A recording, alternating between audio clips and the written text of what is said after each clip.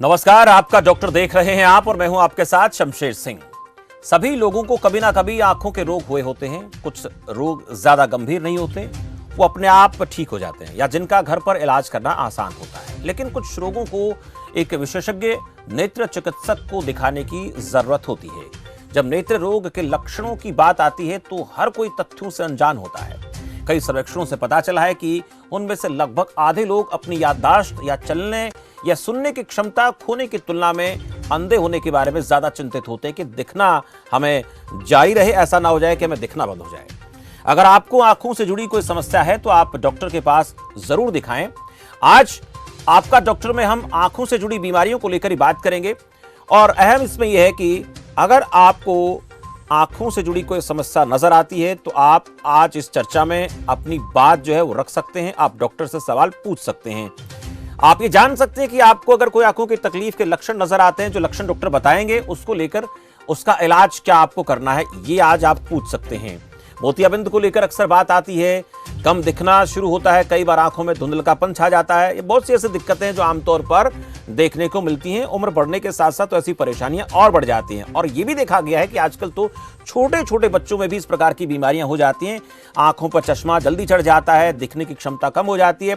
और आप ये भी जान सकते हैं कि हमें अपनी आंखों को बेहतर रखने के लिए, ताउम्र तंदुरुस्त रखने के लिए क्या करना चाहिए, क्या खान पान होना चाहिए।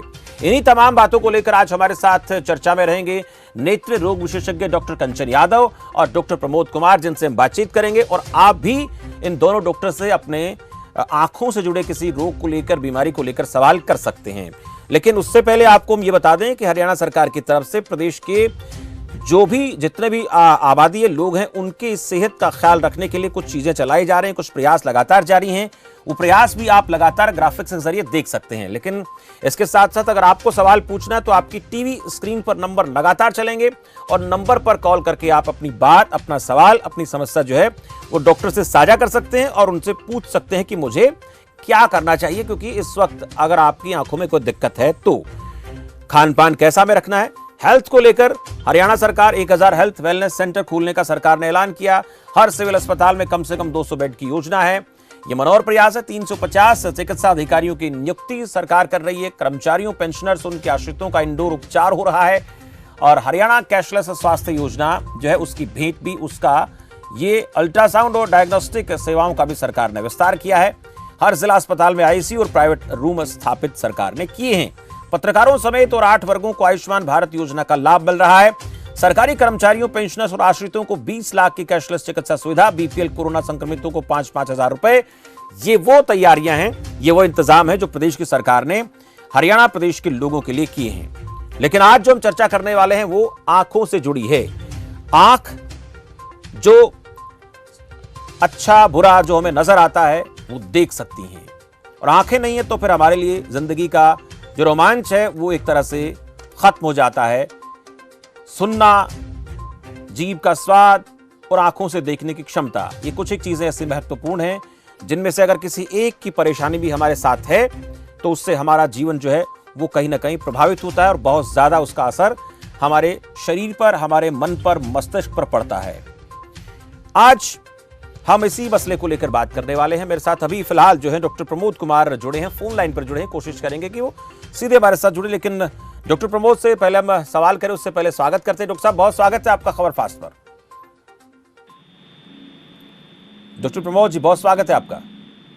बहुत बहुत धन्यवाद आपका। डॉक्टर प्रमोद, आंखों को लेकर आज हम बात कर रहे हैं और आप नेत्र रोग विशेषज्ञ हैं। सबसे पहले मैं यही जानना चाहूंगा कि हमारी जो आंखें हैं उनका हमारी जिंदगी में बहुत अहम स्थान है, उसको लेकर थोड़ा सा आप लोगों को विस्तार से बताएं। फिर उसके बाद ये कारण लक्षण, इस पे बात भी हम करना चाहेंगे। डॉक्टर साहब, देखिए, हमारी आंख शरीर का बहुत अहम हिस्सा है जिसके लिए हमें एक सब अलग से देखभाल की जरूरत रहती है। उस देखभाल के लिए हमें आंख को बार बार पानी के छींटे नहीं मारने चाहिए, जिसकी वजह से आंख में पानी की कमी होती है। आंख को अगर आपको साफ करना है तो हाथ में पानी लेके या किसी बड़े बर्तन में पानी लेके उसमें आंख खोलिए और बंद कीजिए तो उससे आप साफ कर सकते हैं। छींटे मारने से आंख में सूखापन होता है जिसकी वजह से बाद में आपको प्रॉब्लम होनी शुरू हो जाती है। इसलिए बेहतर है कि उसको छींटे मारने की बजाय आप खुले पानी में धोइए तो ज्यादा अच्छा है। दूसरा, किसी बच्चों को नुकीली चीज से, किसी ऐसे खेल में जिसमें नुकीली चीजें हों, जैसे तीर कमान वगैरह, इनसे दूर रखिए। जो चोट उससे लग सकती है, उसके कारण आंख में बहुत बड़ी हानि हो सकती है, जिसकी वजह से आंख पूरी डैमेज भी हो सकती है, आंख निकालनी भी पड़ सकती है। तो अलग अलग तरीके के हैं। हम ज्यादातर जो है, हम हरियाणा क्षेत्र में जो है कृषि क्षेत्र है, यहाँ पर कृषि के टाइम पे, फसल कटाई के टाइम पे ये आंख के अंदर चोट लगने का बड़ा वो रहता है। तो उस समय पे हमें थोड़ा सा सावधानी ये बरतनी चाहिए कि अगर हमें कोई ट्रांसपेरेंट चश्मा यूज कर सकते हैं तो उस समय पे वो ट्रांसपेरेंट चश्मा लगाया जाए। अगर वो चीजें पॉसिबल नहीं है तो थोड़ा सा दूर रह के उन चीजों से काम किया जाए। जैसे खेत में कटाई कर रहे हैं, कटाई करते समय जो भी अगर सावधानी बरत सकते हैं वो बरतें। अगर फिर भी आपको लगता है कि आंख में कोई दिक्कत महसूस होती है तो तुरंत अपने नेत्र चिकित्सक से जाके मिलें। बिल्कुल, डॉक्टर साहब हमें बहुत अहम सलाह दे रहे हैं। इस बीच एक दर्शक मेरे साथ जुड़े, डॉक्टर प्रमोद, उनका सवाल ले लेते हैं, क्या कहना चाहते हैं। करीम खान मध्य प्रदेश से हमारे नियमित दर्शक हैं, कॉलर भी हैं। करीम खान जी, बहुत स्वागत है आपका। जी नमस्कार सर। नमस्कार। नमस्कार। मैं डॉक्टर साहब से पूछना चाहता हूँ। जी जी मैं डॉक्टर साहब से पूछना चाहता हूँ। मेरे राइट साइड की आंख में बीच में एकदम धब्बा दिखाई देता था, आजू बाजू से दिखाई देता है। मेरा स्कैनिंग हुआ दोनों आंख का, तो बोले आंख का पर्दा सुगड़ गया है। तो दूसरी आंख में भी यही प्रॉब्लम आ रहा है, बोले पर्दे के पीछे पानी आ गया है, तो इसमें 20-20 हजार रुपए के 3 इंजेक्शन लगेंगे।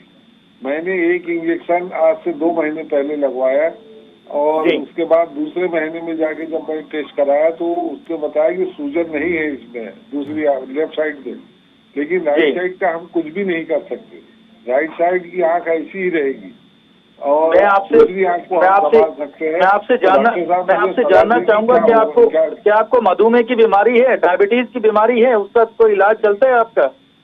नहीं, मधुमेह की बीमारी नहीं है, ब्लड प्रेशर कुछ नहीं है। हाँ, तो उसके बावजूद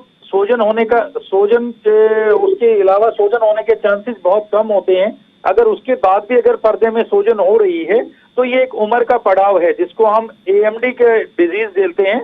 ये एज रिलेटेड मैकुलर डिजेनरेशन की डिजीज होती है और उसमें इंजेक्शन लगाने के बाद उसमें इंजेक्शन लगाने के बाद जरूरी नहीं होता कि आपकी नजर जो है पहले की तरह अच्छी हो जाए, क्योंकि इलाज जो है वो एक प्रिकॉशनरी मेजर पे दिया जाता है कि उससे आगे बीमारी ना बढ़े। अगर बार बार इंजेक्शन देने पर भी आपकी वो नहीं रोशनी नहीं बढ़ रही है या ज्यादा घटती जा रही है, तो एक बार अपना पूरा सारा उसका जांच करवाइएगा। उसमें हमें 2 जांच करनी होती हैं, एक OCT हम जिसको बोलते हैं, दूसरा जो रहता है उसमें FFA की जांच होती है। बहुत बड़े हॉस्पिटल में गया था, वहाँ मैंने जांच कराई, राइट साइड की आंख का कुछ नहीं हो सकता जिसमें बीच में धब्बा बनता है। हाँ, वो AMD है, वो एज रिलेटेड मैकुलर डिजेनरेशन है। उम्र का एक पड़ाव आने के बाद आंख का जो सबसे सेंसिटिव संवेदनशील जो बिंदु होता है, उस बिंदु पर आपके पे सूजन आ जाती है। सूजन आने की वजह से वो बिंदु खराब हो जाता है और वो बिल्कुल जैसे कैमरे की फिल्म होती है उसी की तरीके से होता है। उस पे आने के बाद सूजन आने के बाद दिखाई देने में बहुत प्रॉब्लम रहती है और उसका इलाज सिर्फ इंजेक्शन से के जरिए से ही होता है। अगर इंजेक्शन आपके शरीर पर काम नहीं कर रहा है तो उस इंजेक्शन को हम चेंज करके देख सकते हैं, किसी दूसरे इंजेक्शन के साथ जा सकते हैं। अब मैं ये नहीं जान पाऊंगा कि आपको कौन सा इंजेक्शन लगा है। इसमें 2-3 तरह के इंजेक्शन रहते हैं, अवास्टिन इंजेक्शन है, लुसेंटिस इंजेक्शन है, तो वो देखने के बाद ही आपको वो कर पाएंगे एक बार। इसके लिए मैं कहूँगा किसी बेहतर उस पे संस्थान पे जाके आप एक बार सलाह लीजिए। अगर आप दिल्ली जा सकते हैं तो एक बार RP सेंटर है एम्स के अंदर, आप वहां पर जाके नेत्र रोग से जो पर्दे के स्पेशलिस्ट डॉक्टर हैं उनसे जाके एक बार सलाह लीजिएगा आप इस पर। चलिए, बहुत शुक्रिया करीम खान जी हमसे जुड़ने के लिए। डॉक्टर प्रमोद, जैसे कि इन्होंने एज रिलेटेड तकलीफ बताई है, आजकल देखा गया कि छोटे छोटे बच्चों में भी जो है आंखों की दिक्कतें हैं, बड़े बड़े नंबर के चश्मे चढ़ जाते हैं, ये क्या कारण है? और उसके बाद उनके नंबर लगातार बढ़ते रहते हैं, उनको कम कैसे करें? इसका सबसे बड़ा कारण आज के दिन जो हमारा न्यूट्रिशन है, जो पोषण है, वो पोषण खराब होता जा रहा है। उसकी वजह से ये सबसे बड़ा रीजन इसका ये है। उसके लिए हम आप और हम ज्यादा कुछ कर नहीं सकते हैं, क्योंकि आज के दिन लोग जो है स्वास्थ्य के प्रति कम और प्रोडक्शन के प्रति ज्यादा चल रहा है कि खेत के अंदर उपज ज्यादा होनी चाहिए, उसमें पैदा क्या हो रहा है ये इस चीज को कोई नहीं देख रहा है। यह बात आपने कही है जी। गेहूं के साथ आप देखें तो उसमें डीएपी साथ में। चलो, प्रमोद कुमार जी से संपर्क टूट गया है। डॉक्टर कंचन इस वक्त मेरे साथ जुड़ चुकी हैं। डॉक्टर कंचन यादव, बहुत स्वागत है आपका। डॉक्टर साहब बात कर रहे थे, बच्चों से जुड़ी तकलीफ को लेकर बात कर रहे थे। खानपान एक महत्वपूर्ण हिस्सा है हमारे शरीर का। किसी भी तरह की तकलीफ जब हमारे शरीर में होती है तो उसका एक बड़ा कारण ये माना जाता है कि एक तो हमारी लाइफस्टाइल खराब हो गई, दूसरा हमारा खानपान खराब हो गया है। छोटे बच्चों में नंबर बढ़ने की, चश्मे चढ़ने के बाद नंबर बढ़ने की लगातार ऐसी बातें सामने आती हैं। उनको कम कैसे कर सकते हैं? कितनी एज तक जाकर जो है हम इस समस्या से निजात पा सकते हैं? क्योंकि एक उम्र का पड़ाव तो होता ही है कि इस तक हमने अपने आप को ठीक कर लिया तो ठीक है, नहीं उसके बाद परेशानी और बढ़ जाएगी। जी, एक चीज समझिए, चश्मे का नंबर बच्चों में, चश्मे का नंबर होने के बहुत सारे कारण हैं। खानपान एक रीजन आपने बताया, उसके अलावा कुछ पैदाइशी जेनेटिक आपकी आई बॉल का जो साइज होता है उसके हिसाब से आपको प्लस या माइनस का नंबर जो भी है वो हो सकता है। अगर आपकी फैमिली में हिस्ट्री है मदर फादर का है तो बहुत ज्यादा चांसेस होता है कि बच्चों को भी चश्मा आ जाए। ठीक है। और कुछ चीजें और भी हैं, जैसे अगर हम रेगुलर चेकअप नहीं कराते हैं, अपना चश्मा रेगुलर नहीं पहनते हैं तो नंबर में उसको ठीक तरीके से अगर लगा नहीं रहे, यूज नहीं कर रहे हैं तो भी चश्मे का नंबर बार बार चेंज हो सकता है और आपको आंखों की तकलीफ हो सकती है। इसमें सबसे इम्पोर्टेंट प्रिकॉशंस तो ये है कि सबसे पहले आपको, हेलो जी सुन पा रहा हूँ मैम, बोलिए। हाँ, आपको बच्चों का रेगुलर चेकअप हर 4 से 6 महीने में नजर जांच कराने के लिए जरूर कराना चाहिए जी। अगर किसी बच्चे को चश्मे का नंबर है उसको रेगुलर चेकअप की बहुत ज्यादा जरूरत है। चश्मे का नंबर पूरे दिन भर पहनना होता है नॉर्मली बच्चों को। कई बार बच्चों को कोई ये सलाह दे देता है कि आप सिर्फ पढ़ने के टाइम पे पहनिए, बाकी टाइम नहीं पहनेंगे। ऐसा नहीं है। बच्चों को जब चश्मा होता है तो आपको पूरे टाइम पहनना पड़ता है, सिर्फ सोते वक्त ही उतारने की जरूरत होती है। बहुत ज्यादा इस कोविड के दौरान, क्योंकि बच्चे पूरे टाइम स्क्रीन टाइम जो बच्चों का है वो बड़ा है, उनकी क्लासेस जो ऑनलाइन चल रही थी, पढ़ाई भी ऑनलाइन हो रही थी, बाकी भी टाइम वो बाहर आउटडोर गेम्स खत्म हो गए थे उनके, तो इस दौरान बच्चों के चश्मे के नंबर में बहुत ज्यादा बढ़ोतरी हुई है चश्मों के नंबर में। और जिन बच्चों को थोड़ा सा, क्योंकि आउटडोर एक्टिविटीज कम हो रही थी, उनकी ईटिंग हैबिट्स भी चेंज हो गई थी घर में रहते रहते, उसकी वजह से भी, डाइट में जो चेंजेस आए उसकी वजह से भी, कुछ विटामिन्स की कमी होने की वजह से, कुछ वीकनेस होने की वजह से, कुछ जो बीमार हुए थे दौरान कोविड के दौरान तो वीकनेस बहुत दिन तक चली थी, तो भी कुछ बच्चों को चश्मे के नंबर में बहुत ज्यादा चेंजेस आए हैं। उसका रेगुलर चेकअप कराना चाहिए। ये बहुत अहम आपने कहा कि नियमित जांच करानी चाहिए बच्चों की, खासकर क्योंकि उनको उनकी सारी जिंदगी पड़ी है और ऐसे में अगर ध्यान नहीं दिया तो फिर ये परेशानी बढ़ सकती है। मेरे साथ एक दर्शक है सुशील यमुनानगर से। मैम आपके पास आ रहा हूँ। सुशील यमुनानगर से दर्शक, उनसे सवाल ले लेते हैं, क्या कहना चाहते हैं। सुशील जी बहुत स्वागत है आपका। नमस्कार सर। सर नमस्कार। सर मैं, हेलो जी बोलिए। सर मैं यमुनानगर से बोल रहा हूँ, हरियाणा से। सर मेरी उम्र 45 साल की है जी। और मैं जब मोटरसाइकिल पे या साइकिल पे चलता हूँ तो रास्ते में जाते जाते मेरी आंखों के आगे रास्ता दिखना बंद हो जाता है, धुंधलापन शुरू होता है जी। तो उनके लिए सर मेरे को कोई दिक्कत भी नहीं है, माइग्रेन भी नहीं है, पेन भी नहीं होता, कुछ नहीं होता और 2-4 मिनट बाद वो ठीक हो जाता है। ठीक है सुशील, बने रहें, डॉक्टर कंचन आपको जवाब देंगे। जी, देखिए, मैं ये जानना चाहती हूँ कि आपको कोई और तकलीफ तो नहीं है, आपको शुगर या बीपी की कोई और शिकायत तो नहीं है, साथ में कोई और इलनेस तो नहीं है, क्रॉनिक इलनेस आपको? सुशील, हेलो सुशील, टीवी सेट की आवाज कम करें, आप फोन कॉल पे रहें। ठीक है सर। अब आपको कोई और दिक्कत तो नहीं है? मैं पूछना चाहते हैं कि आपको शुगर की, बीपी की कोई प्रॉब्लम तो नहीं है किसी तरह की? नहीं सर, मेरे को कोई प्रॉब्लम नहीं है। जी, आप एक बार जांच जरूर करा लीजिए सुशील जी। आप अपनी ना रेगुलर चेकअप जो बीपी और शुगर का होता है वो कराइए। दूसरा ये हो सकता है कि आपका चश्मे का नंबर हो, थोड़ा बहुत नंबर हो सकता है डिस्टेंस का। नियर विजन का तो डेफिनेटली अगर 45 की एज है तो आपको होगा। अगर आप उसको नहीं पहन रहे हैं तो कंटिन्यूस स्ट्रेन होता है। जैसे आप बाइक चलाते हैं तो आपको कंटिन्यूसली जब देख रहे हैं, दूर की तरफ देख रहे हैं, हो सकता है कोई थोड़ा बहुत नंबर हो जिसकी वजह से आपको स्ट्रेन पड़ रहा हो। तो जो आईज हैं, जो मसल्स हैं, वो थोड़ी देर के लिए थक जाती हैं, तो आपको स्ट्रेन पड़ता है, तो आपको थोड़ी देर के लिए ब्लरिंग हो सकती है। आप उसको थोड़ी देर आप अपनी आईज को रेस्ट देते हैं तो आपको विजन नॉर्मल भी आ सकता है। उसमें आपको ये है कि आपको चश्मा रेगुलर पहनना पड़ेगा अगर डिस्टेंस का विजन है, दूरी में देखने में कोई दिक्कत है तो। हो सकता है रूटीन एक्टिविटी में आपको ना महसूस हो रही हो वो, पर जब आप लंबी ड्राइविंग करते हैं और ज्यादा समय तक आईज को यूज करते हैं दूरी देखने के लिए, तब आपको उससे फील होता है। जी। दूसरा ये है कि बीपी या शुगर के मरीज में भी कभी कभी क्या होता है कि जो छोटी छोटी नसें जो आई को सप्लाई करती है ना, उनमें कभी कभी सिकुड़न होने की वजह से ट्रांजिएंट आपको ऐसा लगता है, थोड़ी देर के लिए ऐसा फील होता है कि आपकी नजर 1 मिनट के लिए ब्लरिंग हो गई है एंड वापस आ गई है। ये वार्निंग सिग्नल्स हैं एक तरह से। आप इसके लिए अपनी जांच जरूर कराइए एक बार। जी, चलिए, बहुत शुक्रिया सुशील, आपको आपके सवाल का जवाब मिला होगा। और जांच कराने को लेकर डॉक्टर ने कहा है वो बहुत महत्वपूर्ण है, क्योंकि अगर इस प्रकार की दिक्कतें हैं तो एक बार हमें डॉक्टर के पास जाकर दिखाना जरूर चाहिए। डॉक्टर प्रमोद मेरे साथ लगातार बने हुए हैं। डॉक्टर प्रमोद, आपसे मैं जानूंगा कि आंखों की जो मोतियाबिंद की बात आती है वो किस स्टेज में ज्यादा प्रभावी दिखता है और उसके लक्षण क्या नजर आते हैं, ताकि हम समय रहते उसकी जो तकलीफ है उसको बढ़ने से रोक सकते हैं। देखिए, जनरली मोतियाबिंद जो है वो एक उम्र के पड़ाव के बाद शुरू होता है। जैसे उम्र के बाद हमारे बाल सफेद होने शुरू हो जाते हैं, हमारे शरीर पे झुर्रियां आनी शुरू हो जाती हैं, वैसे ही आंख के अंदर जो नेचुरल लेंस होता है उसके अंदर एक उम्र के बाद सफेदी आनी स्टार्ट हो जाती है। वो सफेदी को ही मोतियाबिंद का नाम दिया जाता है। लेकिन कुछ कारण ऐसे हैं जिनकी वजह से ये मोतियाबिंद उम्र से पहले भी आ जाता है। अगर आपका लंबा स्टीरॉयड का कोई ट्रीटमेंट चला है, आप किसी और क्रिटिकल इलनेस के साथ बीमार हैं, या आंख पर कोई चोट लगी है, या कुछ कई बार होता है कि कंजेनिटल डिजीज है, ड्यूरिंग प्रेगनेंसी मदर को कुछ प्रॉब्लम हुई है, that can also lead to the cataract on the early stage. तो उसके बचाव के लिए, हेलो जी सुन पा रहा हूँ सर, बोलिए।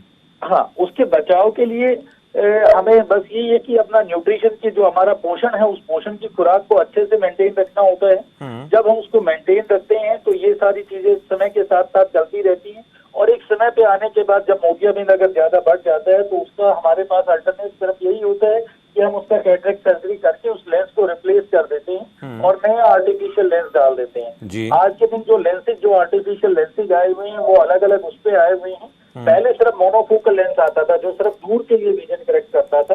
अभी आजकल प्रोग्रेसिव लेंसेज भी हैं, मल्टीफोकल लेंसेज भी हैं, और बाइनोकुलर विजन भी है कि आपको दूर और नजदीक का दोनों का एक ही लेंस में मिल जाता है। तो वो आज के दिन डिपेंड करता है कि आपकी एक्टिविटीज क्या है, डेली लाइफ कैसी है, उसके according we can plan the surgery accordingly. हम ऑपरेशन जो है उसके अकॉर्डिंग प्लान कर सकते हैं। मोतियाबिंद को एक बीमारी ने मान के एक उम्र का पड़ाव माना जाना ज्यादा बेहतर है।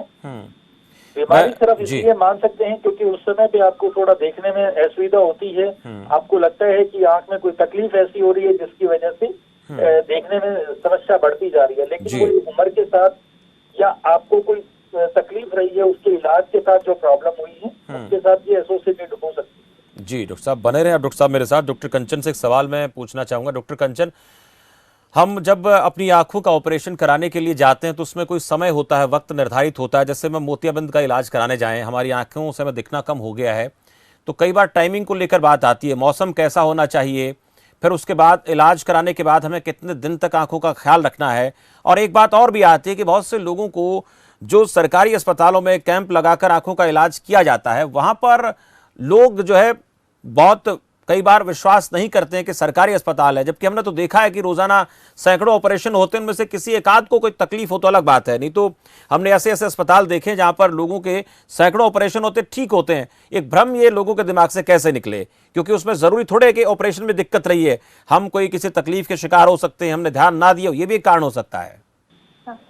जी, 2-3 चीजें हैं। एक तो सरकारी अस्पताल, मुझे लग रहा है कि हर हेल्थ फैसिलिटी जो हम सरकारी उससे लेते हैं लोगों के हमारे यहाँ पे कुछ इस तरीके का है कि लोगों के दिमाग में ये रहता है कि सरकारी में आपका इलाज उतना अच्छा नहीं हो रहा जितना कि प्राइवेट सेक्टर में होता है।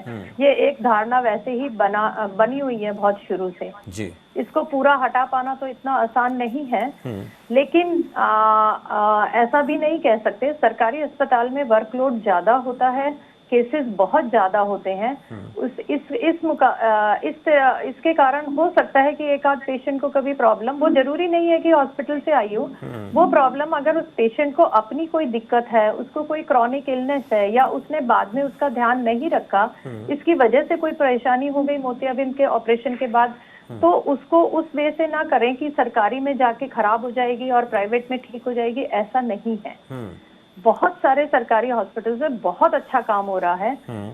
अगर मैं रेवाड़ी के बारे में बात करूं, जैसे हम लोग अराउंड महीने में 80 to 100 केसेस करते हैं जी। कभी कभार कोई 6-7 महीने में कोई एक आध पेशेंट को प्रॉब्लम हुई है तो उसका भी कारण हमें पता होता है कि इस पेशेंट को प्रॉब्लम आने वाली है, उसको समझाया भी जाता है, बताया भी जाता है। इसमें ये नहीं कह सकते कि ये खराब हो रही है। एक चीज, दूसरा ये है कि मोतियाबिंद का ऑपरेशन का जो टाइमिंग्स है, आजकल बहुत छोटे चीरे से ऑपरेशन होता है, कोई प्रॉब्लम नहीं आती है, हीलिंग में बहुत बड़ा ज्यादा समय नहीं लगता है। आर्टिफिशियल लेंस जो हम डालते हैं, जो इंट्राओकुलर लेंस बोलते हैं, वो डाल के आपको अगले ही दिन विजन में बहुत अच्छा इम्प्रूवमेंट हो जाता है। तो ऐसा नहीं है कि कोई समय है कि गर्मी में या सर्दी में या बरसात में किसी समय ना कराएं या कब कराएं, पूरे साल भर आप ऑपरेशन करवा सकते हैं। हाँ, कोई इलनेस ऐसी फैली हुई हो, जैसे फ्लू का सीजन था, जैसे कोविड के दौरान इन्फेक्शन रेट थोड़ा सा ज्यादा था, कोई ऐसी बीमारी जिस समय चल रही हो कि हमें लगे कि सोसाइटी में इन्फेक्शन उस समय ज्यादा चल रहा है, तो हम थोड़ा अवॉइड करते हैं कि भाई आपको क्योंकि दूसरी इलनेस की वजह से आंख में प्रॉब्लम ना हो जाए, इसलिए हम कह सकते हैं कि उस दौरान आप थोड़ा सा वेट कर सकते हैं। अदरवाइज कोई ऐसा सीजन नहीं है। लोग पहले प्रेफर करते थे सर्दियों में मौसम, उनको ये लगता था, मुझे लग रहा है कि बाहर के काम कम होते हैं, जो मरीज है वो घर में आराम कर पाता है, उसको वो समय मिल जाता है और उसकी केयर हो जाती है, शायद इसलिए वो इस तरीके से प्लान करते थे कि सर्दियों में आप ऑपरेशन मैक्सिमम कराते थे। पर आजकल ऐसा नहीं है, किसी भी मौसम में आप कराइए, क्योंकि बहुत छोटे चीरे से कैटरेक्ट की सर्जरी होती है, कोई दिक्कत आती नहीं है। नेक्स्ट डे पेशेंट अपना डे केयर फैसिलिटी की तरह है ये, आप आते हैं ऑपरेशन करा के अपने घर चले जाते हैं 1 घंटे के अंदर। बहुत अहम सुझाव आपने दिया है मैम। ये लोगों को ख्याल रखना चाहिए, जिनको कोई आंखों से जुड़ी तकलीफ है तो वो किसी भी मौसम में इलाज करा सकते हैं। मैं डॉक्टर प्रमोद के पास जाऊंगा, एक सवाल उनसे पूछूंगा। डॉक्टर प्रमोद, देखा गया है कि बहुत से लोग अपनी आंखों को अलग अलग लुक देने के लिए पता नहीं क्या क्या चीजें उनमें लगा लेते हैं। ये आंखों के लिहाज से कितना घातक आपको लगता है? बहुत से लोग आंखों को दूसरा कलर दे देते हैं, रंग बदल देते हैं आंखों का। ये चीजें फैशन के लिहाज से तो ठीक हैं, लेकिन ये आंखों के लिए कितना घातक है? देखिए, फैशन को अगर आप स्वास्थ्य के साथ जोड़ते हैं तो वो शरीर को नुकसान ही देगा, चाहे वो आंख से संबंधित है, चाहे किसी भी।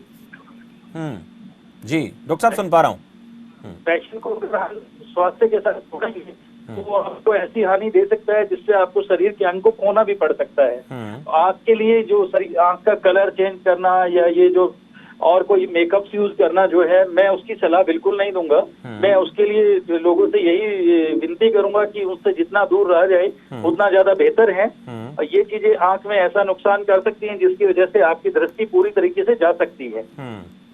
एक बात और आपसे पूछूंगा डॉक्टर प्रमोद, इससे साथ साथ ये भी आपसे जानूंगा मैं कि अक्सर देखा जाता है कि लगातार जैसे हम लोग स्क्रीन पे सारा दिन रहते हैं, आप लोग ऑपरेशन करते हैं और इसके साथ साथ जो लोग सारा दिन कंप्यूटर पर बिताते हैं, उन लोगों के लिए आंखों को सुरक्षित रखने का सबसे सरल साधन क्या है? क्या करें? आंखों को साफ स्वच्छ तो रखें, लेकिन क्या कोई दवा या कोई ऐसा कुछ चीजें आंखों में रूटीन में इस्तेमाल करके डाल करके आंखों को ठीक रखा जा सकता है क्या? देखिए, जब हम स्क्रीन पर बैठते हैं या स्क्रीन यूज करते हैं तो हमारी आंख की जो ब्लिंक करने की जो ब्लिंकिंग रेट है वो रिड्यूस कर जाती है, वो कम हो जाती है। जो जनरली एक नॉर्मली के लिए अकॉर्डिंगली होनी चाहिए वो उससे ऑलमोस्ट 50% हो जाती है। तो उसमें सबसे बड़ा ये है कि हमारा एक आई डिपार्टमेंट में जो है वो एक विजन रूल बनाया गया है, विजन 2020 जिसको हम कहते हैं। 2020 का मतलब है कि आप अगर लगातार 20 मिनट के लिए भी स्क्रीन पर काम कर रहे हैं then close your eyes for 20 seconds and look far away for about at least for 20 feet. 20 feet की दूरी पे लगातार देखिए, 20 सेकंड के लिए आंखें बंद कीजिए, then start your work again. दोबारा से अपना काम पे जा सकते हैं। हर 20 मिनट के बाद आंख को 20 सेकंड के लिए बंद रखना, आंख को जितना ज्यादा ब्लिंक कर सकें वो ज्यादा बेहतर है। उसमें आपको स्क्रीन के टाइम के साथ जो प्रॉब्लम्स होती हैं, सबसे बड़ी प्रॉब्लम होती है कि ड्राइनेस हो जाती है, आंख में सूखापन हो जाता है। उस सूखेपन से बचने का सबसे बड़ा और सबसे साधारण तरीका यही है कि आप समय समय पर आंख को झपकते रहिए और हर 20 मिनट के बाद एक 20 सेकंड आंख बंद करके, जिसको हम कह सकते हैं कि पावर नैप जिसको कहेंगे 20 सेकंड की, वो पावर नैप आप लेते रहेंगे तो आंख जो है स्वस्थ रहती है जी। और इसके लिए बहुत सारी मेडिसिन ऐसी अवेलेबल हैं जो आंख में लुब्रिकेंट का काम करती हैं। उनमें से किसी भी एक ऐसी लुब्रिकेंट जो कि प्रिजर्वेटिव फ्री हो आप यूज कर सकते हैं। वो सेफ ड्रग रहती हैं, उसमें कोई ऐसा नुकसान नहीं करता, उसको कितने भी लंबे समय के लिए और कोई भी यूज कर सकता है। जी आप कुछ कह रहे थे जी। मैं एक बात डॉक्टर कंचन से पूछूंगा। डॉक्टर साहब आप भी लगातार बने रहे, बहुत अहम सुझाव आप लोग दे रहे हैं। डॉक्टर कंचन आपसे जानेंगे, लगातार पढ़ाई करते करते देखा गया है कि बहुत से बच्चों को सर दर्द की शिकायत भी हो जाती है और जब वो जांच कराने जाते हैं तो कई बार होता है कि लापरवाही कर देते हैं कि कोई बात नहीं, तनाव से दर्द हो गया होगा। लेकिन जब आप जांच कराने जाते हैं तो पता लगता है कि इसकी आंखों की रोशनी में प्रॉब्लम है, उस वजह से ये दिक्कत हो रही है। ऐसे माता पिता को एक बहुत अहम सुझाव, क्योंकि इस वक्त मोबाइल का भी बच्चे बहुत ज़्यादा इस्तेमाल कर रहे हैं, ऑनलाइन क्लासेस चलती हैं, फिर क्लासेस का दबाव भी है, और जैसे आपने पहले कहा कि जो हम विटामिन्स लेते हैं उनका तो आज के दौर में चलन थोड़ा कम हो ही गया है। लोग बहुत ज़्यादा इसको लेकर कॉन्शियस नहीं है, खान पान को लेकर। जी मैं ये कहना चाहूंगी कि एक तो स्कूल में जो टीचर्स है ना, वो सबसे पहले बच्चे को नोटिस कर सकते हैं। अगर वो बच्चे को कोई प्रॉब्लम आ रही है तो टीचर जो क्लास में पढ़ा रहे हैं ना, उनको सबसे पहले पता लगता है, पेरेंट्स से भी पहले मुझे लगता है। क्योंकि अगर वो बच्चा अपनी कॉपी में ठीक से नहीं देख पा रहा है या वो आगे उठ के देखने की कोशिश कर रहा है, आगे आके देखने की कोशिश कर रहा है या किसी दूसरे बच्चे की कॉपी से उतार रहा है, तो आपको थोड़ा सा ये हो जाना चाहिए, कम से कम उस बच्चे के पेरेंट्स को इन्फॉर्म कर दें कि वो एक बार बच्चे को किसी आई सर्जन के पास दिखा लीजिए। सबसे ज्यादा तो मैं यही कहूंगी कि हर पेरेंट्स को साल में एक बार तो कम से कम अपने बच्चों का रूटीन आई चेकअप करा लेना चाहिए। कोई प्रॉब्लम ना हो उसमें, कोई सीजनल एलर्जीज भी हो सकती हैं, कोई चश्मे का नंबर में चेंज हो सकता है या चश्मे का नंबर अभी आ गया हो, ये भी हो सकता है, या कोई और फीवर या वायरल कोई इन्फेक्शन होते हैं, उनके साथ कई बार आई में भी इन्फेक्शन हो जाता है, तो वो भी हो सकता है जिसकी वजह से बच्चा परेशानी में आ सकता है। और हम ये कहते रहे कि नहीं वो वैसे ही बोल रहा है सिर दर्द, तो ये चीज नहीं करना चाहिए। कई बार बच्चे पेरेंट्स ये कह देते हैं कि वो उसे पढ़ाई को से बचने के लिए इस तरीके से कर रहा है, तो एक बार उसकी जांच जरूर करा ले। उसके बाद अगर कोई कारण नहीं मिलता है तो आप उसको इस तरीके से बोल सकते हैं, अदरवाइज बच्चे को ऐसा ना बोलें। जी चलिए, बहुत अहम सुझाव आप लोगों ने दिया। दर्शक हमारे साथ लाइन पर थे, लेकिन वक्त का मैं ख्याल रखते हुए माफ़ी चाहेंगे उन लोगों से, हम आपकी बात नहीं करवा पाएंगे। अगले और किसी कार्यक्रम में वो लोग जुड़ सकते हैं, आंखों से जुड़ी कोई तकलीफ को लेकर हम फिर कभी चर्चा करेंगे। बहुत शुक्रिया डॉक्टर कंचन आपका। डॉक्टर प्रबोध आपका भी बहुत बहुत शुक्रिया। इस चर्चा में आप लोगों ने जुड़कर अच्छे सुझाव दिए हैं और मुझे उम्मीद है कि, हमें उम्मीद है कि लोगों को सुझाव पसंद आए होंगे। और जिन जिन लोगों की आंखों में कोई तकलीफ है, रोशनी को लेकर प्रॉब्लम है या कोई और परेशानी बढ़ रही है, तो एक बार डॉक्टर के पास जाकर आंखों को चेक जरूर करा लें। और जो लोग लगातार स्क्रीन पर रहते हैं उन लोगों के लिए भी बहुत सुझाव दिए गए हैं, बच्चों को लेकर सुझाव दिए गए हैं। और सबसे अहम कड़ी ये है कि हमें अपने खान पान का ख्याल ज़रूर रखना है और आँखों को साफ स्वच्छ रखने के लिए हमें रूटीन में उनकी देखभाल करनी बेहद ज़रूरी है। और अगर तकलीफ कोई नज़र आती है तो डॉक्टर के पास जाकर उनका इलाज कराएं, चेकअप कराएं, इससे बेहतर और कुछ नहीं है। फिलहाल आपका डॉक्टर में इतना ही। आप देखते रहिए खबर फास्ट। नमस्कार।